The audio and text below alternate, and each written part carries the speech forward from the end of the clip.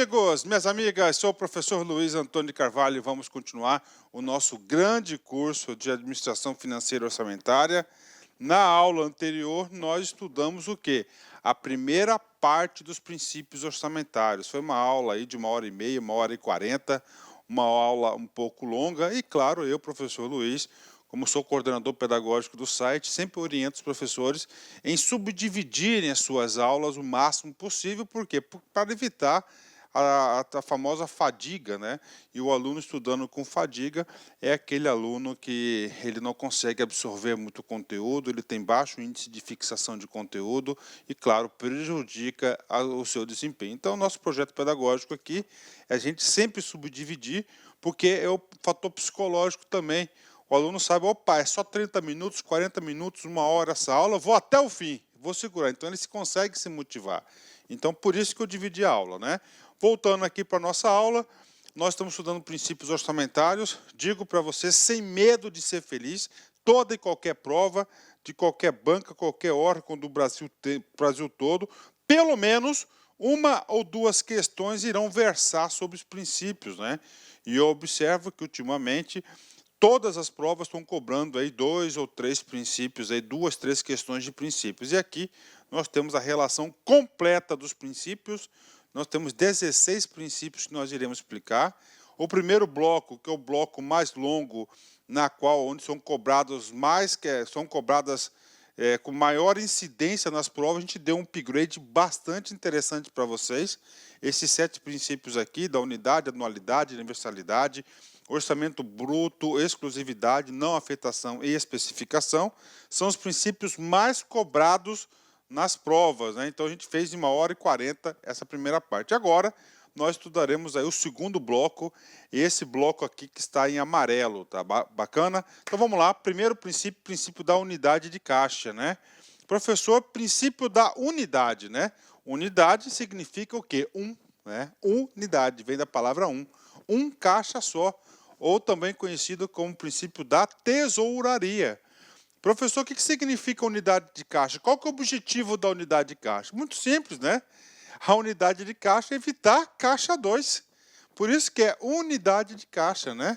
Ele quer evitar o quê? Caixas paralelos, caixas especiais na administração pública. Então, é apenas um caixa, né?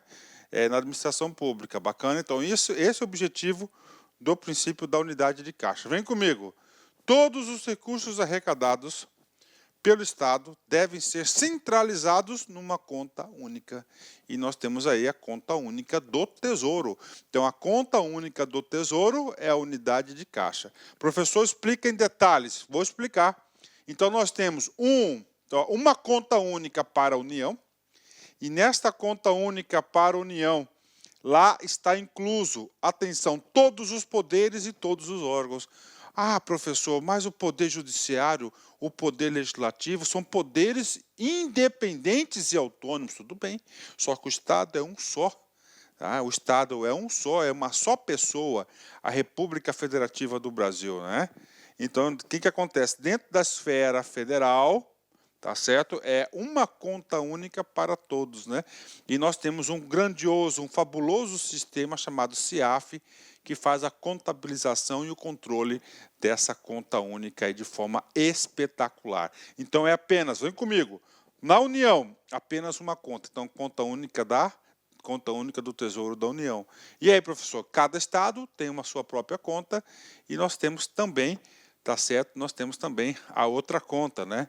A outra conta que vai ser a conta nós temos as contas dos municípios, bacana? Fechou? Então, todos os recursos arrecadados pelo Estado devem ser centralizados numa conta única. Está aí para você. Por quê? Para aumentar o controle. Professor, a materialização desse princípio está lá no decreto 93.872 de 86, né? Esse decreto é um decreto muito importante. Nós iremos estudar e, em especial, suprimento de fundos e restos a pagar. A realização da receita e da despesa da União far-se-á por via bancária em estrita observância ao princípio da unidade de caixa. Então, aqui está falando a realização da receita e da despesa, ó, a entrada de recursos e a saída de recursos da União far-se-á por via bancária, transferência bancária, em estrita observância ao princípio da unidade de caixa. Vem comigo aqui. Professor, aonde que são arrecadados os recursos da União? Vem comigo aqui. A arrecadação de todas as receitas da União far-se-á na forma disciplinada pelo Ministério da Fazenda, devendo seu produto ser obrigatoriamente recolhido à conta do Tesouro Nacional no Banco do Brasil. Então, nós temos uma conta, a conta única do Tesouro, temos uma conta de movimentação do Tesouro, que fica onde? No Banco do Brasil. Professor, pode ser objeto de prova? Claro que pode ser objeto de prova em concursos federais. Professor, e nos estados, né? O estado, normalmente, se tiver um banco estadual, será o que? Os bancos estaduais. Agora os bancos estaduais são poucos, né? São poucos bancos estaduais. Como é que funciona então, professor, agora? Agora é o seguinte, cada banco vai ter seu convênio, cada estado vai ter seu convênio. Bacana? Vamos lá. Parágrafo 1º do artigo 2º, importante, vem comigo aqui.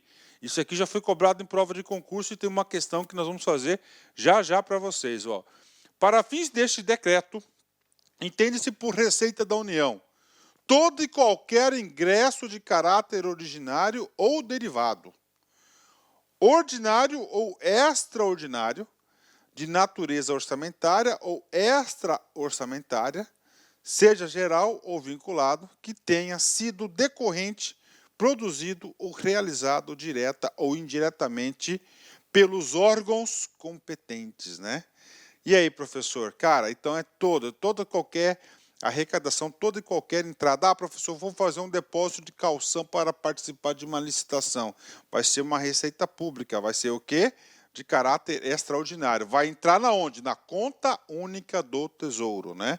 Professor, esses detalhes de receita ordinária, receita extraordinária, originário, derivado, tá? Nós temos aqui todas essas características aqui. O que acontece? Este parágrafo primeiro aqui, nós teremos uma aula chamada de receita, tá? Olha aí, ó. Classificação da receita pública, onde nós iremos detalhar todos os tipos de despesa e as classificações da despesa. Bacana?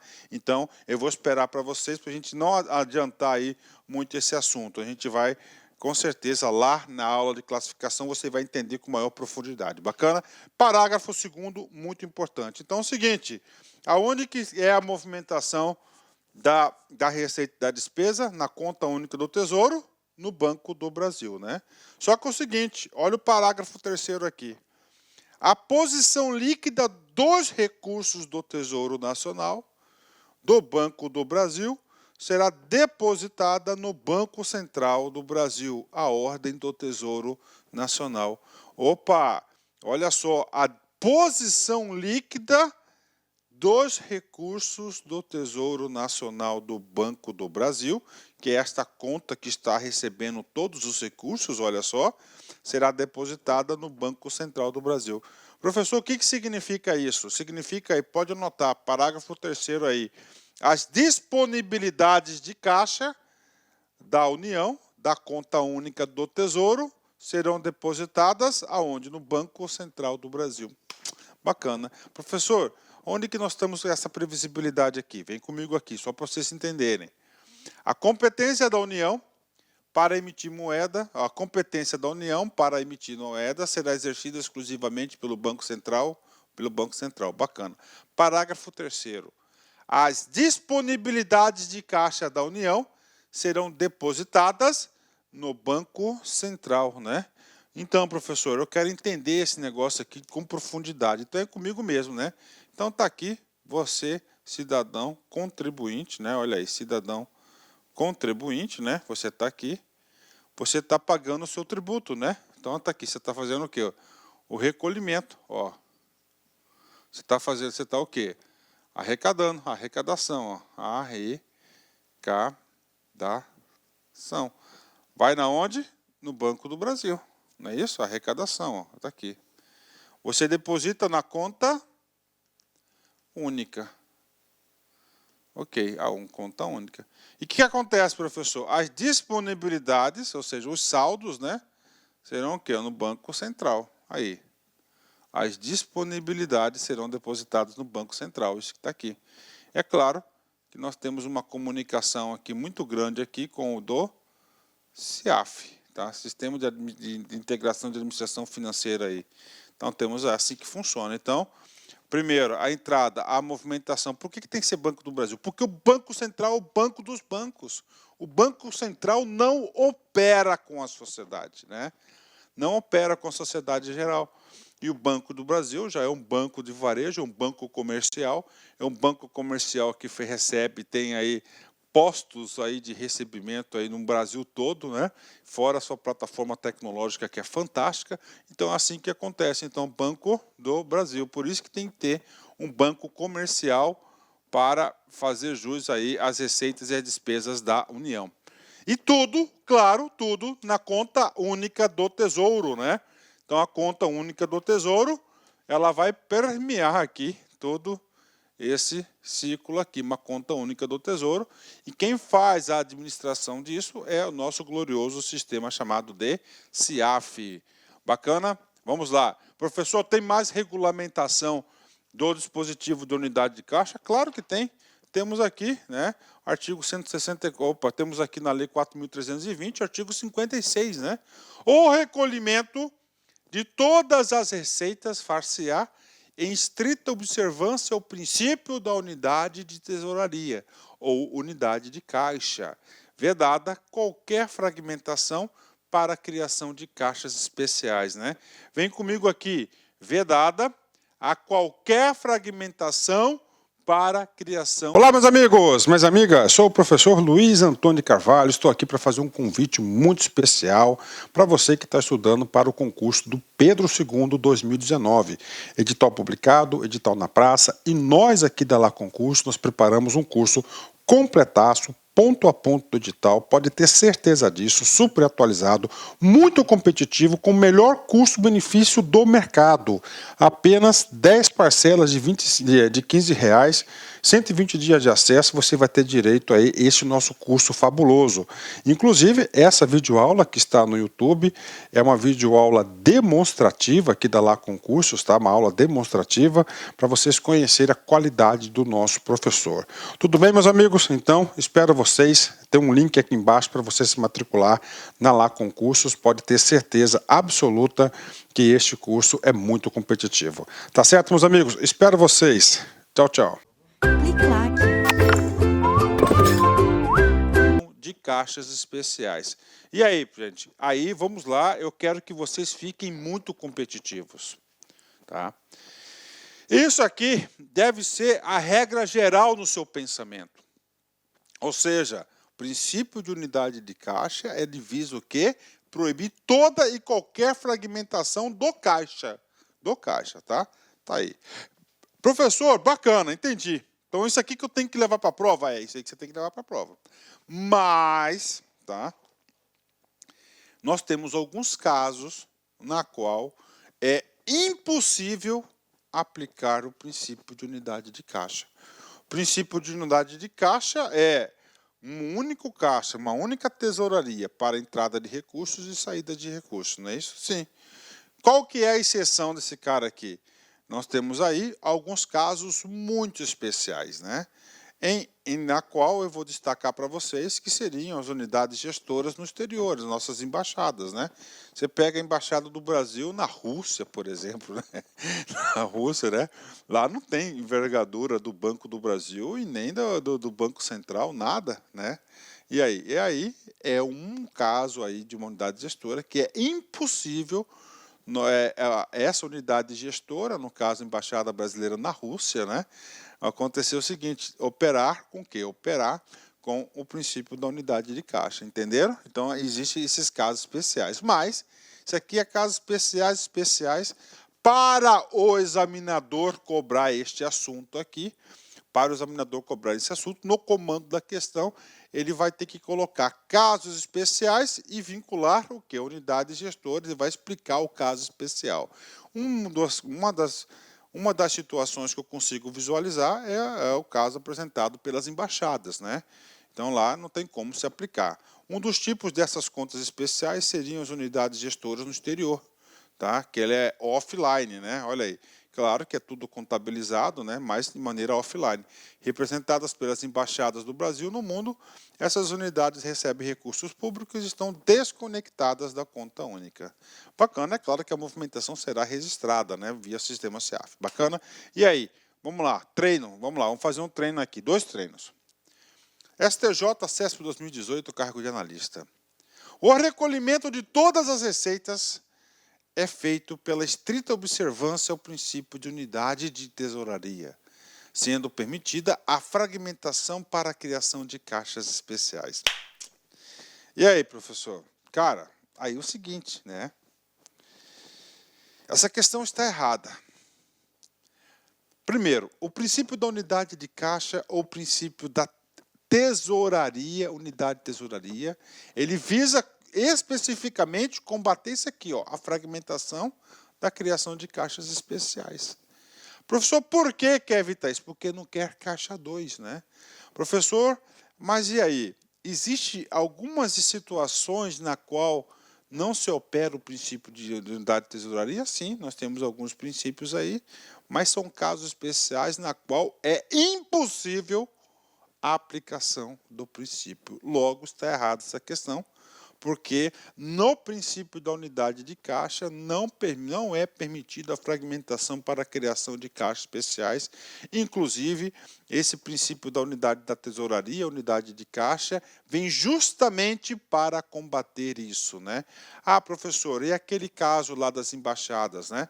Aquele caso lá são casos especiais na qual não é possível a aplicação do princípio da unidade de caixa, dada aí a situação aí da natureza da receita e da despesa. Bacana? Então está errada essa questão aqui. Vão comigo. TRT 10 CESP 2017, cargo de analista. Olha essa questão como ela é interessante. O recolhimento de todas as receitas se fará em estrita observância ao princípio da unidade de tesouraria, vedada qualquer fragmentação para a criação de caixas especiais. E aí, professor, essa primeira parte aqui, ela está super verdadeira, né? Isso aqui que diz o artigo 56 da Lei 4.320, tá? Super verdadeira, tá? Agora vem a segunda parte. Banca do CESP é sempre assim. Você tem que criar, sempre na questão do CESP, nós temos 2 comandos, tá? 2 comandos, 2 índices para você avaliar. E as 2 partes têm que estar corretas para o item ser correto. Né? Por conseguinte, todas as receitas arrecadadas, incluindo as de operação de crédito, olha, inclusive de operação de crédito, ok? Bacana. Ainda que não previstas no orçamento. Professor, quais são as operações de crédito ainda não previstas no orçamento? Antecipação da receita orçamentária, ok. Previstas no orçamento, serão classificadas como receita orçamentária? Gente, AFO, estão falando que é receita orçamentária? E aí? Errado. Porque AFO é receita extra-orçamentária, né? Em rúbricas próprias, então está errado simplesmente por isso, né? Ou seja, uma questão aqui que com certeza o aluno tem que ter um conhecimento aí considerável para poder responder. Prof, corrija essa questão aqui, ó. É como receita pública, sim, se ele colocou receita pública aqui, está correta. Se ele coloca receita orçamentária e receita extra-orçamentária, também está correto, né? Então começou muito bem. Com certeza é um tipo de questão aqui que o aluno aqui gerou muita dúvida para aqueles alunos que não estudaram com o devido aprofundamento da disciplina, né? E esse nosso estudo, eu sempre falo para vocês que esse estudo nosso aqui, ele é super detalhado. Logo, por esse único motivo, a questão está errada. Vamos embora. Próximo princípio, princípio do equilíbrio, né? Equilíbrio, né? Equilíbrio, né? Professor, o que significa esse princípio do equilíbrio, né? Vamos lá na lei orçamentária. Então nós temos aqui, ó, as receitas e nós temos o que? As despesas, né? é as despesas. Vamos colocar aqui, ó, caso 1. Aí. 1.000 de receita e 1.000 de despesa. Segundo caso, professor, nós temos aqui, ó, 1.000 de receita e 995 aqui de despesa. Terceiro caso, prof, temos aqui 1.000 de receita, né? E nós temos aqui 1.100 de despesa, né? Pode ser 1.100, falou, não importa, né? O que acontece aqui, ó? Nesse caso aqui, ó, a receita, ela é igual, né? A receita aqui, ela tá maior. E aqui ela tá menor. Professor, vem comigo, tá? Esse primeiro caso é um orçamento equilibrado? Verdadeiro. Pode? Pode, está aqui. Segundo caso, é um orçamento equilibrado? Sim, né? Ó, ele é menor, tá? Só que não pode ser muito menor do que a receita, tá? Vamos colocar aqui 1.000 e o orçamento aqui seja de 700. É permitido? Não, não é permitido, tá? Não é permitido. Por quê? Porque você está falando o seguinte, o Estado não é para ter lucro, o Estado não é uma empresa, o Estado é para arcar, ele está falando o seguinte, olha, se você, Estado, precisa de 700 pila para pagar todas as suas despesas, então por que você quer sacrificar a sociedade em pagar os tributos em 1.000? Tá? Você está o quê? Você está sacrificando a sociedade aqui. Não pode, tá? Você não pode sacrificar a sociedade, né? Então isso aqui não é o equilibrado. Agora, um pouquinho aqui, né, menor aqui, ele é um orçamento equilibrado, até para fazer jus aí a alguma contingência, uma gestão fiscal que ocorre. Então isso aqui ele é permitido, mas nessa proporção. Não pode ser o de 700, entenderam? Tá? E o terceiro? O terceiro caso não pode, tá? Mesmo se você colocasse aqui, ó, 1.005, não pode. Em hipótese alguma, a despesa pode ser maior do que a receita. Quando a despesa é maior do que a receita, é uma irresponsabilidade. Tá? É uma irresponsabilidade, isso é muito sério, né? Agora, pasmem, que até pouco tempo atrás no Brasil, né, era permitido o quê? A despesa ser muito maior do que a receita, né? Ou seja, o próprio Estado, ele assumia esse déficit, ele assume esse déficit para que ele fala, eu tenho que ser o provedor da sociedade. Ele vai ter que pagar essa diferença, né? Tá certo? Aí ele vai ter que pagar. Então, até pouco tempo atrás, era permitido as despesas serem maiores do que as receitas, porque era um Estado desenvolvimentista, era um Estado que assumiu aí o planejamento e o crescimento da sociedade, né? Só que acontece o seguinte, né? O problema é essa diferença da receita e da despesa. Vamos colocar naquele caso ali, ó. Você pegou, tá? Você tinha lá 1.000, né, de receita, arrecadou 1.000 e gastou 1.100. O que você vai fazer com esses 100, né? O que você vai fazer com esses 100? Você vai se autofinanciar. Você pode estar emitindo títulos da dívida pública e vendendo no mercado. Vai papel, entra dinheiro. Entrou esse dinheiro, pronto, você equilibrou suas contas públicas, né? Pronto, é uma coisa. Só que você tem um quê? Um endividamento. Você vai ter uma dívida pública a pagar no futuro. Tá? Isso é o certo, né? Isso é o certo, né? E aí, professor, aí vou falar para vocês aí que eu tenho estudado bastante essa situação aí, o caso da Venezuela. O caso da Venezuela foi um dos motivos que estão lá, claro, políticos, econômicos, enfim, vários outros, mas aqui da minha matéria, na minha concepção, é o seguinte, o que acontece? O governo começou aí conceder benefícios à torta ou à direita para fins eleitoreiros, né? E tinha que pagar. Então o orçamento lá, ele sempre o quê? Ele é sempre maior, a despesa maior do que a receita. Uma grande irresponsabilidade fiscal. Tudo bem, professor, quem que vai financiar isso? A Venezuela não pode emitir títulos da dívida pública que ninguém compra. Ninguém compra porque não tem credibilidade, sabe que não vai receber. Ninguém empresta dinheiro para eles porque sabe que ninguém vai receber. E aí, o que ele fez? Ele não tem a Casa da Moeda? Tem a Casa da Moeda. E ele falou, vou fazer o mais fácil, né? O que o cara fez? O cara pegou e começou a emitir recursos da Casa da Moeda sem lastro econômico, sem lastro financeiro, sem nenhum tipo aí de responsabilidade justificada. Olá, meus amigos, minhas amigas, sou o professor Luiz Antônio Carvalho, estou aqui para fazer um convite muito especial para você que está estudando para o concurso do Pedro II 2019. Edital publicado, edital na praça, e nós aqui da Lá Concurso, nós preparamos um curso completaço, ponto a ponto do edital, pode ter certeza disso, super atualizado, muito competitivo, com o melhor custo-benefício do mercado. Apenas 10 parcelas de R$15, 120 dias de acesso, você vai ter direito a esse nosso curso fabuloso. Inclusive, essa videoaula que está no YouTube é uma videoaula demonstrativa aqui da Lá Concursos, tá? Uma aula demonstrativa para vocês conhecerem a qualidade do nosso professor. Tudo bem, meus amigos? Então, espero vocês.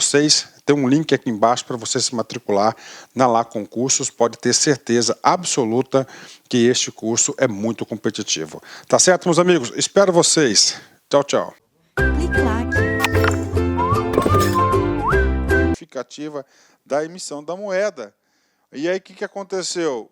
Começou a colocar mais dinheiro em circulação, gerou uma hiperinflação no país, e ali, para fazer um ajuste, ali vai ser muito difícil, gente do céu.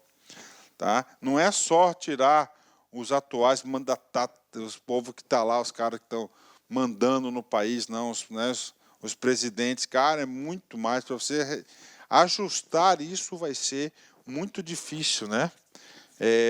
Aí é o seguinte, vou aproveitar e conversar um pouquinho com vocês aqui. Eu vou passar para vocês o seguinte, cara. Uma sugestão de filme para você entender um pouquinho mais sobre isso aí e um pouquinho da nossa história. Vai lá, assiste o filme lá, a história do Plano Real, tem lá no Google Play, ainda não tem no Netflix, mas eu acho que daqui a um tempo vai ter no Netflix, né? Mas no Google Play tem lá, tá? O Plano Real, assiste lá que você vai entender um pouquinho isso aqui. Então, o princípio do equilíbrio, né? Prof, isso aqui cai em concurso aqui, já, vamos fazer agora um exercício aqui, né? PC Bahia, VUNESP 2018, cargo de analista. O prefeito de uma cidade, ciente da sua importância como gestor, procura não gastar com as despesas da cidade, acima do que é arrecadado com os tributos. Ok? Ele não quer o quê? Gastar com as despesas que você não quer com os tributos. Ok, ele quer, né? Ok. Qual o princípio orçamentário que está perseguindo? Gente, é claro, ele está perseguindo o quê? O princípio do equilíbrio, né? Orçamento bruto são pelos seus totais, anualidade, né? Anualidade ou totalidade, nós temos o quê? Um orçamento, né? Um ano, unidade, um ano. Anualidade ou periodicidade vale o quê? De um ano. Unidade, equilíbrio, tem que ter o quê? A despesa tem que ser menor do que a receita. Isso que está escrito aqui, exclusividade, somente matéria orçamentária. Logo, gabarito mais do que correto, item D de dado. TRT 8, CESP 2016, cargo de analista. Os valores estabelecidos para a efetivação das despesas autorizadas deverão ser proporcionais aos valores previstos para a arrecadação das receitas. Esta afirmativa faz referência ao princípio orçamentário da, olha só, os valores estabelecidos para a efetivação das despesas autorizadas deverão ser proporcionais aos valores previstos da arrecadação. Ou seja, observe aqui que ele está querendo o quê? O equilíbrio entre receita e despesa. Esse cara aqui nada mais é que o princípio do equilíbrio. Letra A, o gabarito correto. Exclusividade, fala da matéria orçamentária, que as leis orçamentárias devem tratar da fixação da despesa e a previsão da receita. Orçamento bruto, pelos seus totais, né? Proibição de não estornos, ele quer garantir que a verba pública, né? Princípio da programação, né? Esse princípio da programação aqui, ele diz o seguinte, programação vem de quê? De orçamento-programa, de programas de governo, que orçamento não é lei dos meios, então que esses meios venham atingir os objetivos dos programas de governo, que é o princípio da programação. Logo, gabarito absolutamente correto, sem dúvidas nenhuma dessa questão, Gabarito, letra A. Letra A. Próximo princípio, o princípio da proibição de estorno, né? Princípio da proibição de estorno. Professor, esse princípio aqui é uma limitação para o gestor público, para o chefe do poder, para a Secretaria do Orçamento Federal, né? Prof, mas por que isso, professor? Ó, proibição de estorno. Você já pensou, determinada categoria da sociedade lutou, brigou e conseguiu uma verba pública para atender às suas demandas, às suas necessidades. Está muito bem, claro, um movimento de anos aí, é justificável, claro, foi lá, está lá no orçamento. O que acontece? Esse princípio aí tenta, né, uma perspectiva de quê? De chegar. A gente sabe que o orçamento não é impositivo, nós sabemos que o orçamento ele é autorizativo, autoriza a realizar essa determinada despesa, né? O que ele faz? Ele faz o seguinte, ele chega lá e fala o seguinte, não, eu vou pegar essa verba, eu vou remanejar, eu vou transpor, tá? Eu vou remanejar, vou transpor, vou transferir essa verba para outro lugar. Né? Perdeu o sentido da lei dos meios. Então, o legislador, né, o constituinte, no caso aqui, sabiamente, fez o princípio do não proibição de estorno. O princípio da proibição do estorno visa impedir que o chefe do executivo altere de forma discricionária, em a devida autorização do legislativo, determinadas classificações da despesa. Este princípio estabelece que, após a aprovação e a inserção no sistema CIAF, é dado o início da execução da LOA. O Executivo, em regra, não pode alterar de forma discricionária essas dotações, né? Qual que é o objetivo desse princípio? Que é que aquilo que foi aprovado pelo Parlamento, que ali representa o povo, o Executivo que tem que executar o orçamento, por isso fala Executivo, ele tem que fazer o seguinte, né? Ele tem que seguir o que está ali aprovado, não ficar movimentando aí e criando seu orçamento, entre aspas, paralelo. Professor, a importância desse princípio, um princípio constitucional, olha aí, a transposição, o remanejamento, a transferência de recursos de uma categoria de programação para outra, de um órgão para outro. É o princípio da... Eu falo assim, a transposição por quê? Porque o caput do artigo 67 fala, são vedados. Então, é vedado o quê? É proibido o quê? A transposição, o remanejamento, a transferência de recursos de uma categoria de programação para outra, ou de um órgão para outro. Isso é o princípio da proibição de estorno. Professor, ele é um princípio absoluto, ou seja, não tem exceção? Não, infelizmente não. Ele é um princípio de vedação relativa. É relativa por quê, professor? Porque nós temos aí algumas situações na qual a administração pública, o chefe do executivo, poderá transpor, remanejar e transferir, ou seja, a exceção ao princípio. Antes de falar das exceções, a gente vai falar de duas exceções especificamente desse princípio, né? Eu quero explicar o que é o remanejamento. Então, o remanejamento vai alterar o órgão que está recebendo os créditos orçamentários. Transposição, no mesmo órgão, mas altera o programa de governo, né? Então, vamos pegar lá, programa de governo. Vamos ver aqui. Educação, tudo bem. Tá? Então, nós temos aí dois programas de governo, né? Nós temos um programa de governo para nível superior, que são para fortalecimento das universidades federais, e um outro programa, estou chutando aí, não estou, tá? Lá para o ensino médio. Tá, no ensino médio. Então, o cara está no mesmo órgão, está lá, Ministério da Educação. Só que o cara tira dinheiro da federal, das universidades, e manda para o ensino médio, ou vice-versa. Ele está o quê? Afrontando o princípio da proibição de estorno. Ele está fazendo uma transposição de recursos. No mesmo órgão, MEC, mas altera o programa. Sai de nível da UF para ensino médio. Não pode, né? Perdão. A transferência ocorre no mesmo órgão e programa, mas altera a categoria econômica, né? Ou seja, a categoria econômica, despesa de capital e no mesmo órgão, no mesmo programa, vamos lá, universidade, né? está no meu MEC, mesmo órgão, universidade, só que aí é o seguinte, né? Lá está aprovado o seguinte, né? Está aprovado o investimento da reforma, né? Está lá da reforma, não, construção de de uma nova biblioteca, né? Pronto, eu ia falar de restaurante universitário, né? Eu tive o prazer, a felicidade de comer por muitos anos num restaurante universitário, né? Com muito orgulho, né? É lá, né? Um bandejão lá, né? Rapaz, tinha dia que era gostoso, cara, né? Vamos lá. Então é o seguinte, então o cara está lá para a construção de uma biblioteca. Qual que é a categoria econômica? É uma despesa de capital, investimento. Aí o seguinte, ao reitor lá, não sei quem, não, nós vamos tirar isso e nós vamos comprar, vamos pagar pessoal, remanejar a despesa de capital para despesa correntes. Não pode. Ele está fazendo uma transferência de recursos, tá? Mudança de categoria econômica. Bacana, tá aí. Tá? Então já expliquei o que é remanejamento, transposição e transferência, né?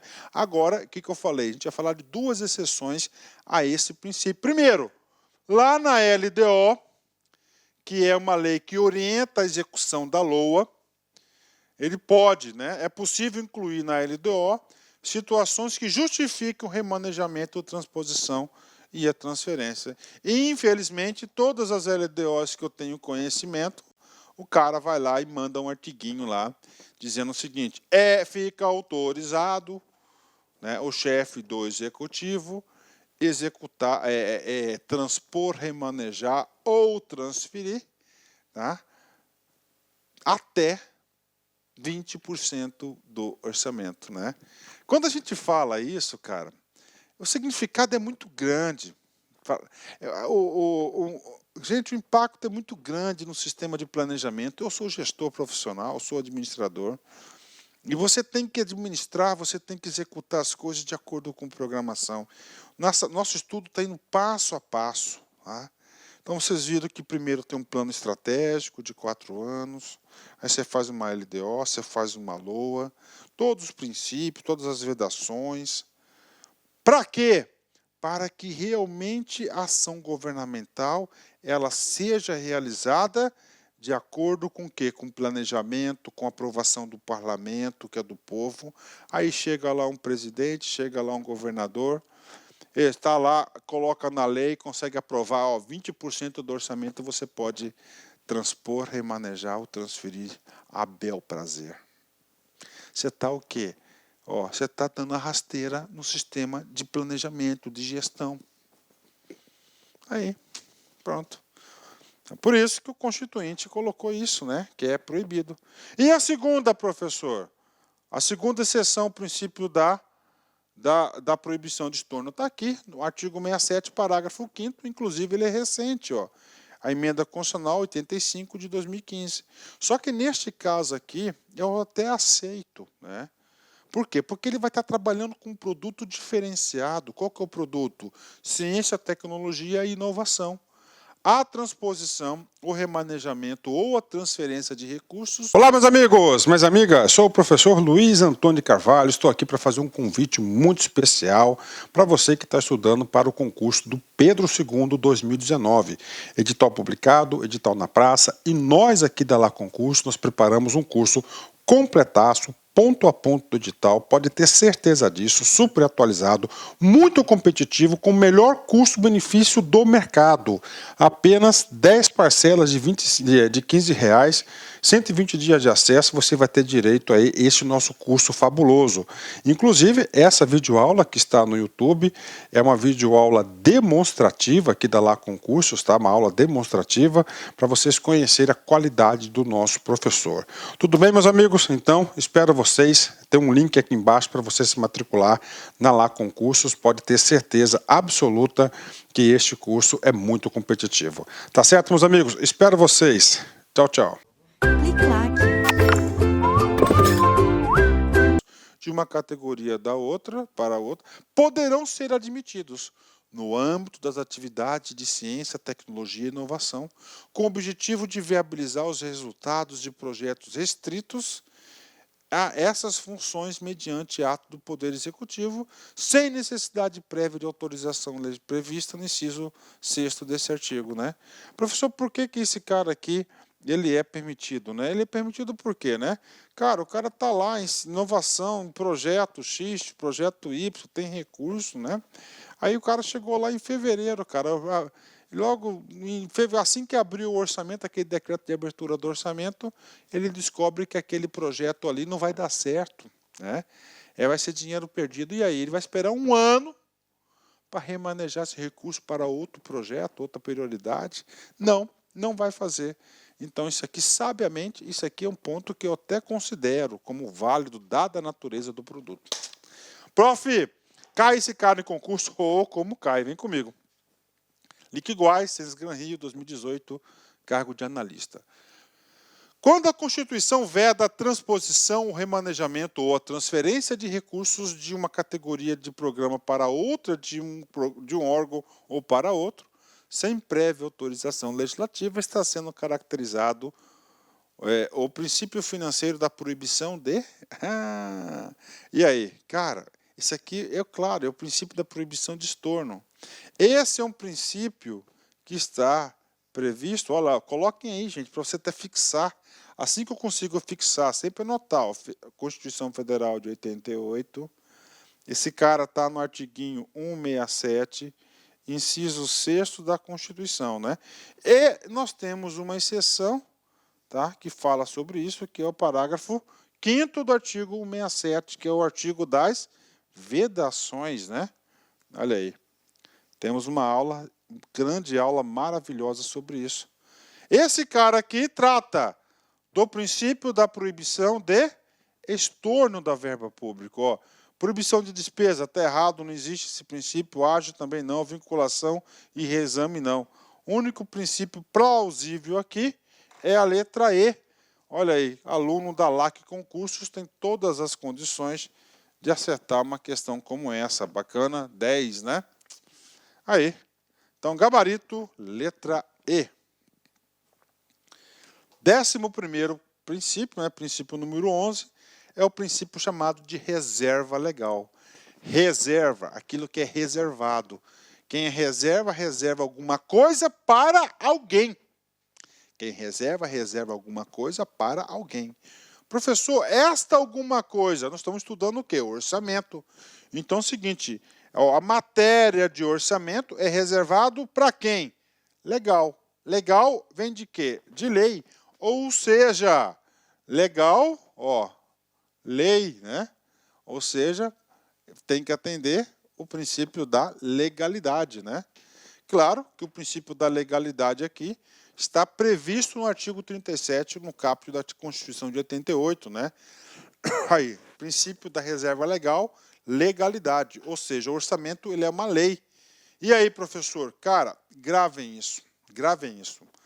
Não há despesa sem lei anterior que autorize.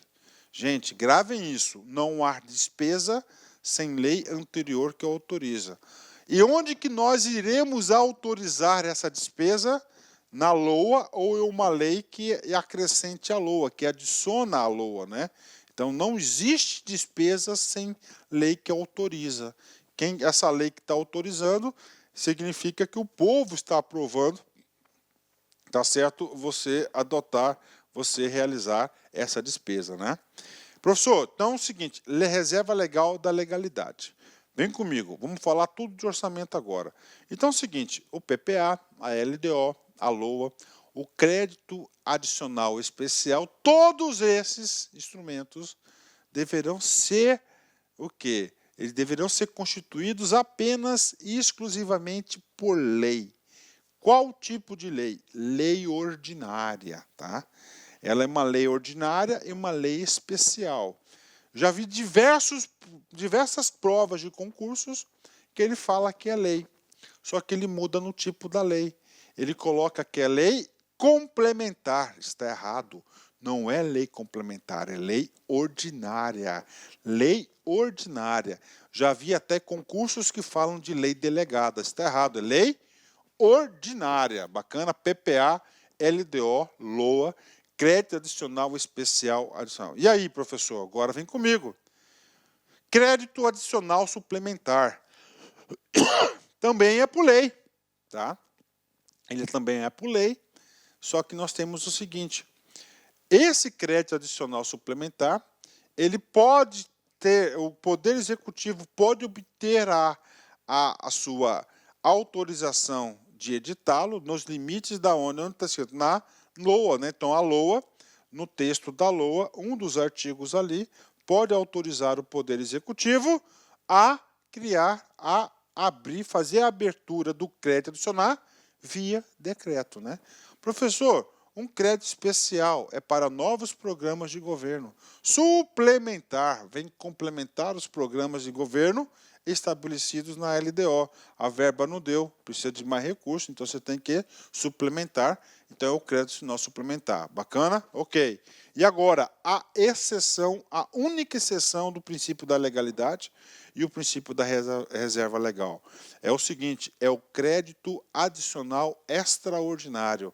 Então, crédito adicional extraordinário para as despesas urgentes e imprevisíveis, eles poderão ser constituídos no âmbito da União, através da edição de medida provisória lá do artigo número 62 da Constituição Federal. Professor, mais o que? A medida provisória, ela tem força de lei, mas ela não é lei. Tá? Lei é só quem que pode editar lei é o Congresso Nacional. Congresso Nacional, tá? É claro que a medida provisória vai passar pelo crivo da medida provisória no Congresso Nacional, mas não é lei, tá? Tem uma exceção. Aí eu falo, então crédito adicional extraordinário é a exceção do princípio da reserva legal. E aí, professor, cai? Imagina, né? Imagina. Professor, eu quero mais aqui exemplos sobre isso. Tudo bem. Vou pegar o meu estado, né? O estado de Mato Grosso. Tá? O estado de Mato Grosso, meu querido Mato Grosso, na nossa Constituição Estadual, não trouxe a previsibilidade do texto constitucional, na qual autoriza o nosso governador a editar medida provisória. Não pode. Tá? Então, o governador do estado do Mato Grosso, e assim como diversos estados aí do Brasil todo, eles não podem editar o que? Medida provisória. Neste caso, aconteceu algo urgente, imprevisto, que justifique a edição e a constituição de um crédito extraordinário. Aí é o seguinte, o governador ele pode abrir, ele pode criar, ele pode abrir, ele pode fazer a abertura, né? Ele pode autorizar e abrir esse crédito via decreto governamental. É um dos exemplos aí da materialização, da exceção do princípio, da reserva legal. Bacana? Ok. Vamos lá, treino. STM CESP 2018, cargo de analista. A lei orçamentária anual elaborada no âmbito da União é, ao mesmo tempo, lei ordinária e lei especial. E aí, professor? Lei ordinária. Correto. Tá? Lei ordinária. Ok, é o tipo de lei. Especial. Por que ela é lei especial? Porque ela vai tratar especificamente de matéria orçamentária. Aí. Ela é de matéria especial, porque ela é específica, né? Então, exatamente, muito bem colocado esse exercício neste momento da aula para reforçar. Logo, gabarito ele está mais do que correto, né? Gabarito está correto, né? Super correto. Então, as leis orçamentárias, tá? Não somente a lei anual, todas elas são ordinárias e especial. Não esqueçam disso. 12º princípio, princípio da publicidade, né? Publicidade vem de quê? De tornar públicos os atos, né? O princípio da publicidade, agora vale a pena a gente ir lá na origem, na fonte dele, é um princípio previsto no caput do artigo 37 da Constituição. Artigo 37.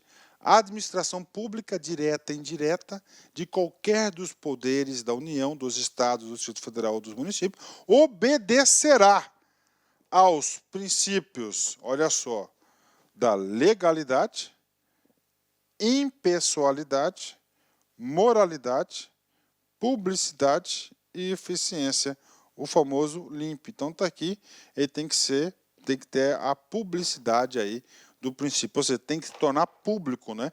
E um dos grandes instrumentos aqui para tornar público a lei do orçamento é o quê? Tudo publicação lá no Diário Oficial da União, principalmente movimentação, liberação de recursos e assim por diante. Então, esse aqui é o princípio da publicidade. Professor, mas e aí, cara? Esse princípio da publicidade, com a publicação da Lei de Responsabilidade Fiscal, ele teve um upgrade. É um upgrade, né? Ele passou agora. Não adianta você dar publicidade a esses atos, né? Por quê, professor? Que não é? Por que não basta dar? Porque é o seguinte, a sociedade em geral não vai ler diário oficial. Ninguém lê esse negócio, cara. Nem que um cara que está lá não lê, né? Não lê. Quando eu era servidor público, eu consegui, cara. Papo reto, cara, eu consegui. Todo dia, quando chegava na repartição pública, eu lia o Diário Oficial, cara. Tá? Eu lia o Diário Oficial quando era impresso, né?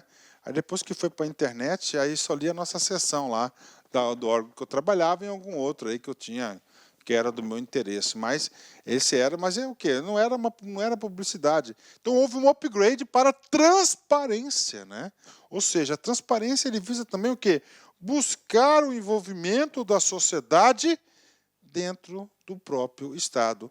E a transparência, então, hoje, a lei orçamentária, todas as leis orçamentárias, elas estão aqui, ó, atendendo o artigo 48, o 48A e o 49 da Lei de Responsabilidade Fiscal, que ele trouxe a transparência na gestão fiscal.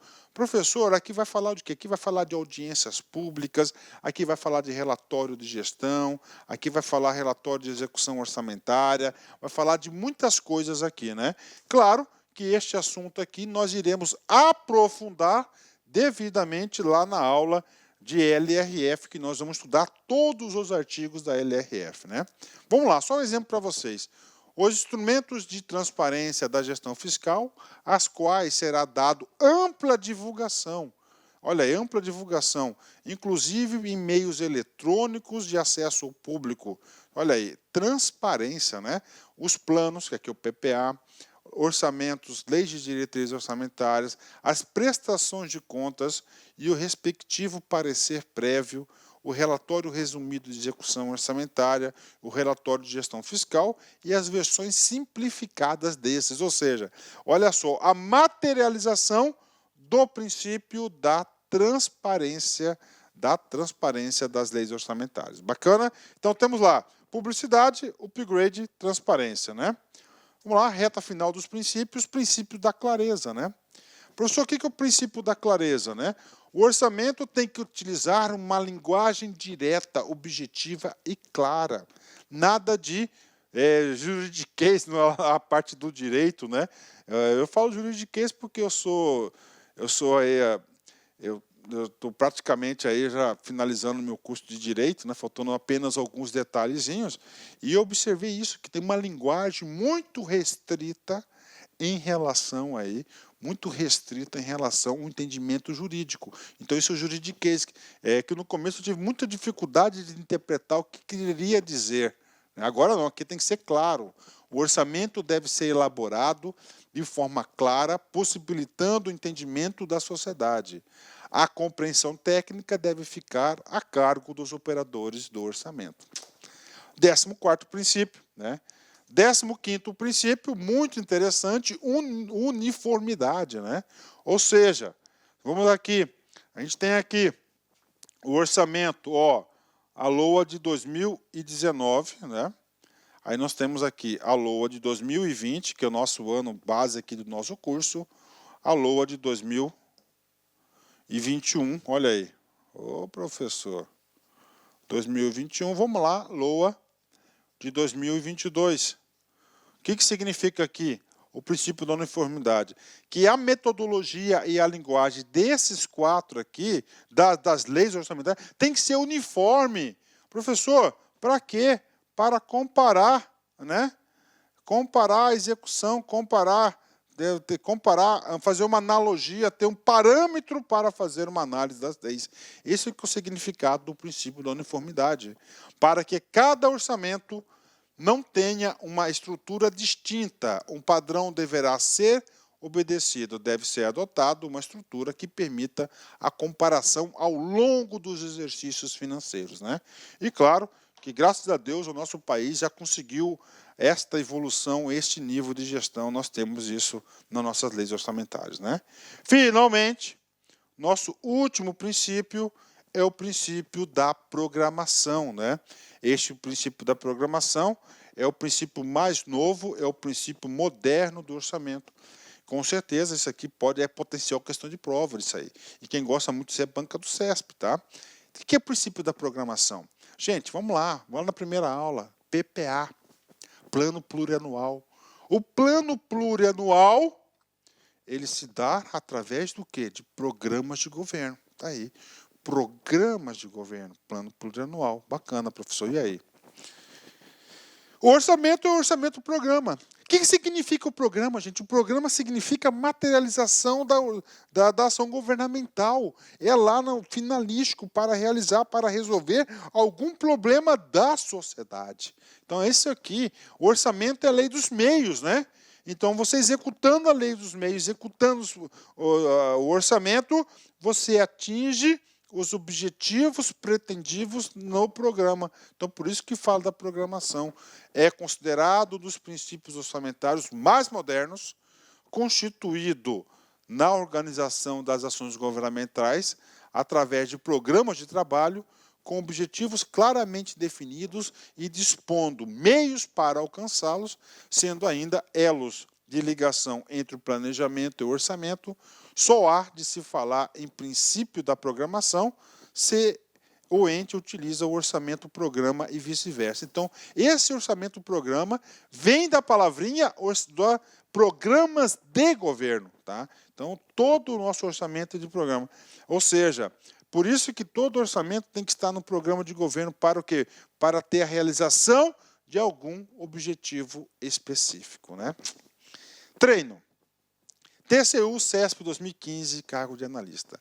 O princípio orçamentário da programação não poderia ser observado antes da instituição do conceito de orçamento-programa?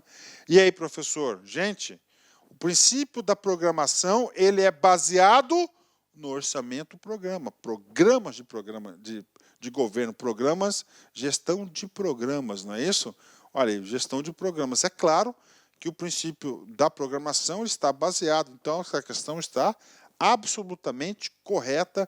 O examinador aqui, ele acertou numa questão como essa. Então, o princípio da programação vem do orçamento-programa. Se você não tem orçamento-programa, você não tem o princípio da programação.